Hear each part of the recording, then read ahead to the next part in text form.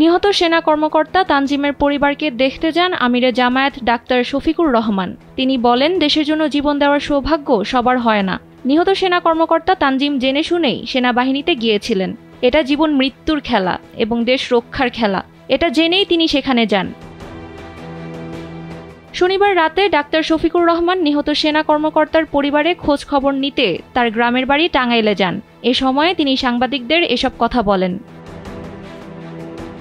এ সময় আমিরে জামায়াত ডাক্তার শফিকুর রহমান তার পরিবারের সার্বিক খোঁজ খবর নেন এবং তানজিমের জন্য মহান আল্লাহর কাছে তার মাগফিরাত কামনা করে দোয়া করেন। ডাক্তার শফিকুর রহমান গণমাধ্যমকে জানান, এই বাড়িতে এসে তানজিম সম্পর্কে তার মায়ের মুখ থেকে মন ভরে কথা শুনেছেন। তিনি বুঝতে পেরেছেন আল্লাহ তাআলার এক বিশাল নিয়ামত ছিলেন তিনি। যমুনা স্মার্ট রেফ্রিজারেটর, স্মার্ট লাইফে স্মার্ট রেফ্রিজারেটর। ছোটবেলা থেকেই তিনি মেধাবী ও চঞ্চল ছিলেন। ক্লাসে কখনো দ্বিতীয় হননি। মেধার দিক থেকে আল্লাহ তাআলা তাকে এই নেয়ামত দান করেছিলেন।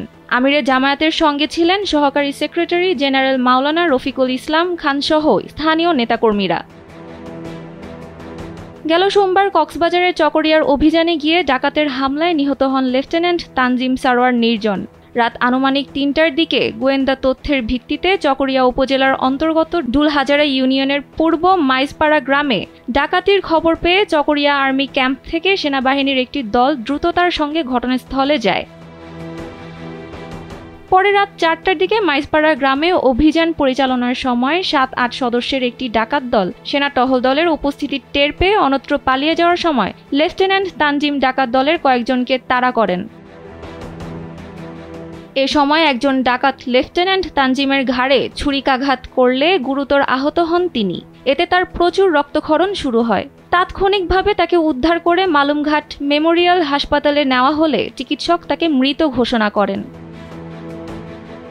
সানজিদা ইসলাম, কালবেলা।